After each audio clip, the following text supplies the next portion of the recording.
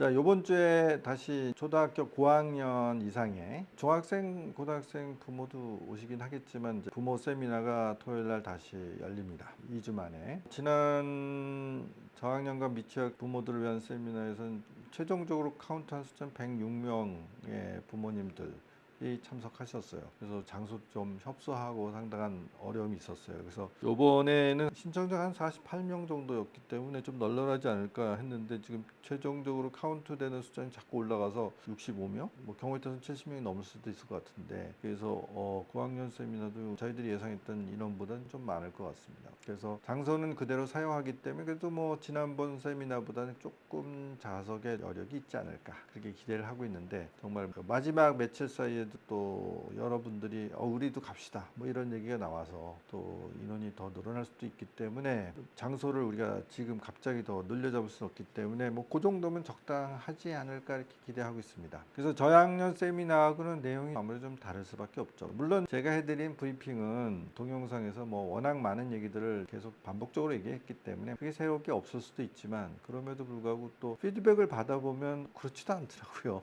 그러니까 동영상을 저는 계속 찍고 있기 때문에 내가 똑같은 얘기를 반복하는 게 아니라 이런 느낌이 없잖아 있지만 들으시는 사람 입장에서는 또 그렇지도 않은 것 같습니다. 새롭다 아니면 그런 얘기도 있었네요. 그건 처음 듣는 얘기네요. 뭐 그런 얘기도 좀 있었고요. 도움이 된다고. 어쨌든 동영상은 되게 한 10분에서 15분 짤막짤막하지만 세미나에서는 제가 그래도 거의 한 시간? 1시간 반 뭐 이렇게 계속 연이어서 얘기하기 때문에 조금 느낌이 다르다. 임팩트가 다르다. 이런 얘기도 있습니다. 그래서 참석하시는 분들은 나름대로 만족도가 계신 것 같습니다. 그리고 마찬가지로 저학년 세미나 때와 마찬가지로 사실은 핵심은 제 브리핑이 아니고 이제 그룹으로 나누어서 하는 이제 서로의 나눔 시간이 더 중요합니다. 그래서 그 나눔 시간을 통해서 지금 저학년 미취학 쪽은 소위 깐부 그룹을 형성하기 위해서 사실 굉장히 바쁘게 지금 활발하게 움직이고 있어요. 뭐 제가 연령별 카톡방에 이렇게 계속 초대를 했기 때문에 같은 연령대에 뭐 100명이 넘는 카톡방이 많은데 그리고 제가 거기에다가 지속적으로 지역 모임을 가져보세요. 뭐 이렇게 무수히 얘기했음에도 불구하고 뭐 그냥 잘 활성화 안 되다가 이번 세미나를 계기로 해서 야 우리도 뭐 하나 만들어야만 되겠다 이런 것들이 확산이 되면서 굉장히 많은 작은 소그룹들이 만들어지고 있습니다. 그래서 뭐 어떤 분들은 이렇게 소그룹이 너무 많이 만들어져서 뭐 어떻게 이게 뭐 통제가 안 되고 여러 가지 문제가 생기지 않을까요? 뭐 그런 걱정을 하시는 분도 없잖아 있는데 그럼 구더기 무서워서 뭐 장 못 담그는 거죠.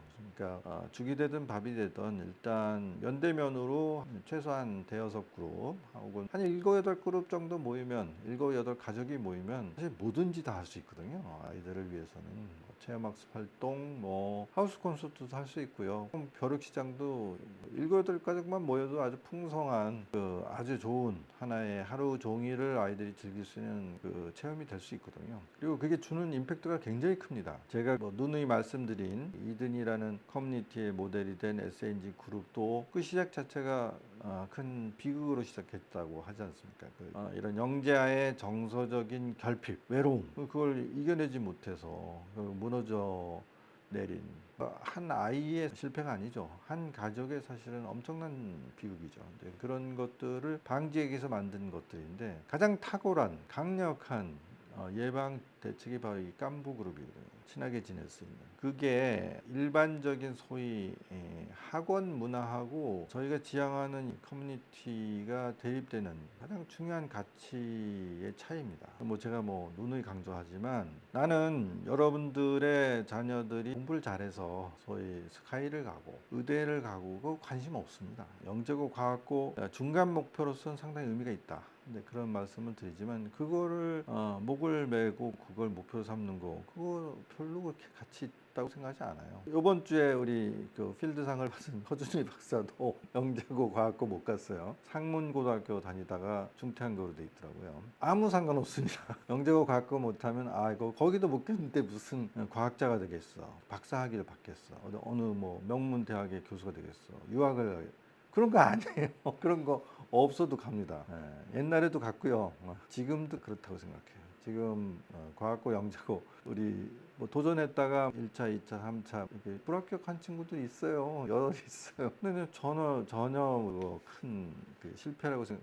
그냥 하나의 과정이고 한번 그런 거에 도전하는 그 용기가 가상하다. 그리고 하는 과정에서 얻는 게 많다. 중간 목표로서 상당히 훌륭하게 작동한다. 그 말씀을 드리는 거지. 물론 이제 우리 토요일날 세미나에는 영재고에 합격한 그런 자녀를 둔 이제 그 선배 맘들도 제가 몇 분 초대를 했습니다. 어느 그룹에 들어가서 얘기를 할지는 제가 오픈을 안 하겠지만 그런 경험을 가지신 분도 물론 있어요. 그리고 그분의 자녀들이 영재고등학교 뭐 혹은 과학고등학교 합격하는 과정은요 학원에서 떠드는 얘기하고는 전혀 다릅니다. 그러니까 제가 뭐 그동안 해드린 얘기들이 거짓말이 아니라는 것을 실증하실 수도 있는 이제 그런 분들인데 그게 중요한 게 아니라는 거죠. 그게 중요한 게 아니고 아이들의 정서적 유대감을 안정시켜주는 것이 가장 중요하다. 그것이 모든 아이들의 성공, 뭐 세속적인 성공, 학문적인 성공, 아니면 대학 입시 그런 것을 떠받칠 수 있는 가장 중요한 토대 기반입니다. 그게 없는 성공은 가짜 성공이래요. 내가 아이들의 행복한 유년 시절을 뺏어서라도 명문대학교, 명문고등학교에 합격시켜야 되겠다. 뭐 그렇게 사는 사람도 있겠죠. 그렇지만 그거는 말하자면 진정한 가치를 버리고 세속적이고 허구적인 신기루상의 가치를 쫓는 행위와 같은 것이다. 만약에 그런 과정에서 아이들의 행복한 유년 시절을 뺏고 그런데 집어넣는 게 무슨 의미가 있냐. 비웃어 주고 싶다. 그런 말씀을 드린 거예요. 그런 것을 만끽하고 그걸 베이스로 해서 아이들이 정말 튼튼한 토대 위에서 정서적으로 아주 안정되고 발전적인 토대 위에서 꽃을 피웠을 때 그랬을 때 합격이라는 뭐 그런 꽃도 정말 빛나는 것이고 가치 있는 것이 된다. 그리고 그걸 포기해서라도 좋은 학업 경쟁력, 좋은 대학 합격증, 학위 아니면 정말 그런 대단한 상을 수상하는 그거를 포기하고서라도 이것을 반드시 얻어야 된다. 어떻게 하면 이 아이들한테 이 독특하고 강렬하고 또 상당히 불안정한 이 아이들한테 정말 일생에 딱 한 번밖에 없는 행복한 유년 시절을 제공할 것이냐, 그걸 풍성하게 해줄 것이냐에 가치를 쏟아부어야 된다. 그 다음에 애가 행복한데 결실로 맺어 나가기 위해서는 뭐 공부도 좀 해야지. 보람차게 해야지. 땀을 흘리고 그것이 스스로 가지고 있는 어떤 아이 스스로 그런 결의를 다지는